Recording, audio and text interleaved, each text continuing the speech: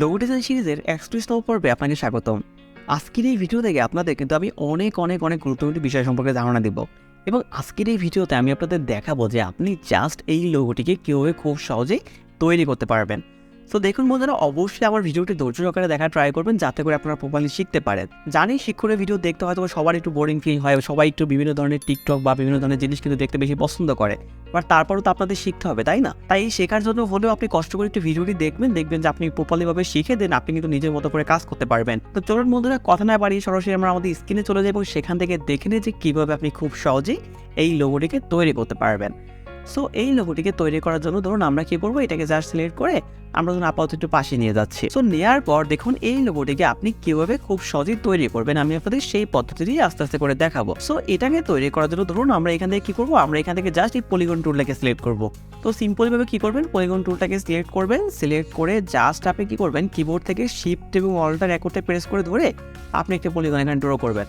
So অবশ্যই shift এবং alter একসাথে প্রেস করবেন, নাহলে দেখবেন যে আপনার পলিগনটা কিন্তু অন্যভাবে তৈরি হয়ে যাবে। সো জাস্ট এইভাবে তৈরি করলাম। তো তৈরি করে এবার দেখুন আপনি কি করবেন, আপনি জাস্ট নর্মালি আপনার বোঝার সুবিধাতে আপনি এখানে যে কোনো কালার ইউজ করতে পারেন, কোনো প্রবলেম নেই। তো সাপোজ ধরুন আমার এখানে একটা কালার আছে, আপনি চাইলে এটাকে প্রথমেই পরিবর্তন করতে পারেন, আবার চাইলে আপনি পরেও পরিবর্তন করতে পারেন, কোনো ধরনের কোনো সমস্যা হবে না। তো এইটুকু কাজ করার পর এবার দেখুন আপনি সিম্পলি কি করবেন, এখান থেকে আপনি ডিরেক্ট সিলেকশন টুলটাকে সিলেক্ট করবেন। সিলেক্ট করে দেখুন আপনি কি করবেন, এই পয়েন্টটাকে সিলেক্ট করবেন, দেন আপনি শিফট প্রেস করে ধরে আপনি এই পয়েন্টটাকে সিলেক্ট করবেন। সো কি বললাম আমি, এখান থেকে জাস্ট প্রথম পয়েন্টটাকে সিলেক্ট করবেন, দেন শিফট প্রেস করে ধরে আপনি এই পয়েন্টটাকে সিলেক্ট করবেন, ঠিক আছে? তো করে আপনি জাস্ট কি করবেন, সিম্পলিভাবে এখান থেকে হালকা ড্র্যাগ করে দেবেন। দেখুন আমি এখানে হালকা ড্র্যাগ করতেছি। সো ড্র্যাগ করার পর দেখতে পাচ্ছেন আমাদের এই দুই পাশে কিন্তু আমার দেখুন একটু পরিমাণ কর্নার বা আউট হয়ে গেছে এবং এই পাশে কিন্তু আমাদের যেরকমটা ছিল সেরকমই রয়েছে। সো আমি এবার কি করবো, দেখুন এই মুভ টুলটা সিলেক্ট থাকা অবস্থায় আমি এটা কপি করবো। সো কপি করার জন্য আপনাদের নিশ্চয়ই মনে আছে, আপনি কি করবেন, কিবোর্ড থেকে সিম্পলি অল্টার প্রেস করে ধরে আপনি যার সামনে থেকে একটু ড্র্যাগ করবেন। সাপোজ ধরুন আমরা এটুকু ড্র্যাগ করতে পারি।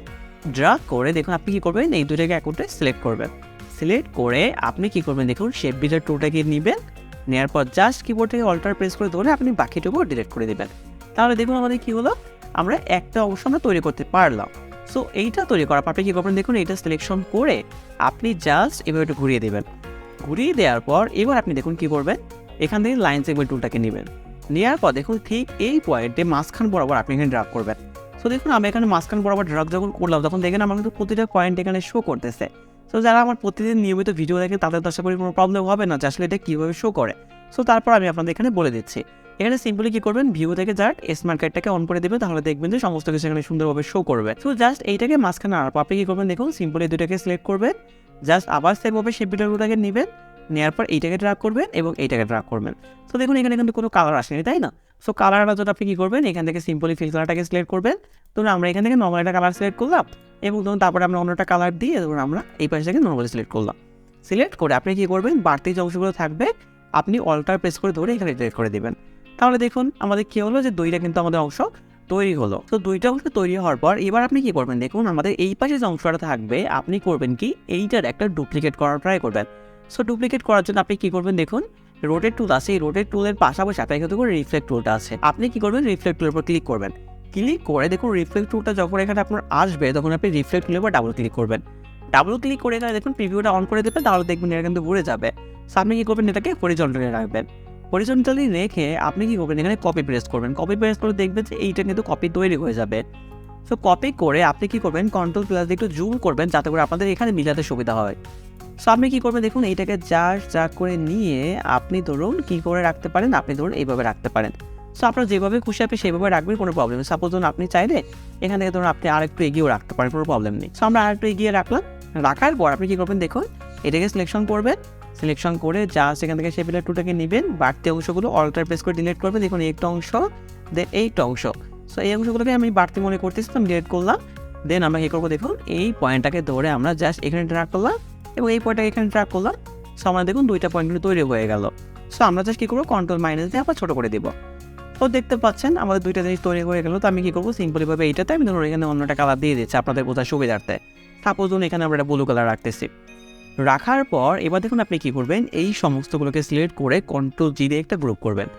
গ্রুপ করে এবার আপনি কী করবেন, কন্ট্রোল সি দেবেন, মানে কপি করবেন এবং দেন এখানে এডিট থেকে কী করবেন, কন্ট্রোল এ প্রেস করবেন বা পেস্ট ইন ফরওয়ার্ড করে দেবেন।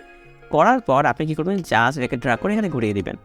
ঘুরিয়ে দিয়ে দেখুন আপনি কী করবো, এটাকে জাস্ট ড্র্যাগ করে আমি এখান থেকে একটু নিচে নিয়ে যাবো। সাপোজ ধরুন আমরা এখান থেকে এইটুকু নিচে নিতে পারি। সো ধরুন এইটুকু নিচে নিয়ে আমি ছেড়ে দিলাম। বা আপনি কী করতে পারেন, আপনি আরেকটু নিচে নিতে পারেন, কোনো প্রবলেম নেই। সাপোজ ধরুন আমরা এইটুকু রাখতে পারি। রাখার পর এবার দেখুন আপনি কী করবেন, জাস্ট এটাকে আনগ্রুপ করবেন। আনগ্রুপ করে এই পয়েন্টটাকে ধরে আপনি অল্টার প্রেস করে ধরে আপনি ড্র্যাগ করে জাস্ট একটু উপরে নিয়ে যাবেন এবং এই পয়েন্টটাকে আপনি কী করবেন, এখান থেকে আনগ্রুপ করে এই পয়েন্টটাকে ধরে আপনি অল্টার প্রেস করে জাস্ট একটু নিচে নিয়ে যাবেন। সো আমরা নিচে নিয়ে গেলাম। সো নিচে নেওয়ার পর দেখতেই পাচ্ছেন আমরা কিন্তু যে লোগোটিকে তৈরি করতে চেয়েছিলাম সেইটা কিন্তু আমরা খুব সহজে এবং অনায়াসেই তৈরি করতে পারলাম। তো এইভাবে করে আপনি কিন্তু খুব সহজেই যা সেই লোগোটিকে তৈরি করতে পারেন। তো তৈরি করার পর আপনি কী করবেন, আপনার পছন্দ মতো যে কোনো কালার আপনি এখানে ইউজ করবেন। এখানে গ্রেডিয়েন্ট কালার ইউজ করতে পারেন বা আপনার পছন্দ মতো আপনি যে কোনো কালার ইউজ করতে পারেন। তো বন্ধুরা আজকের এই ভিডিওটি এই পর্যন্ত। ভিডিওটি কেমন লাগলো অবশ্যই ইউটিউবের কমেন্ট বক্সে কমেন্ট করে জানাতে ভুলবেন না এবং ভিডিওটিতে কিন্তু অবশ্যই একটি লাইক দিতে ভুলবেন না।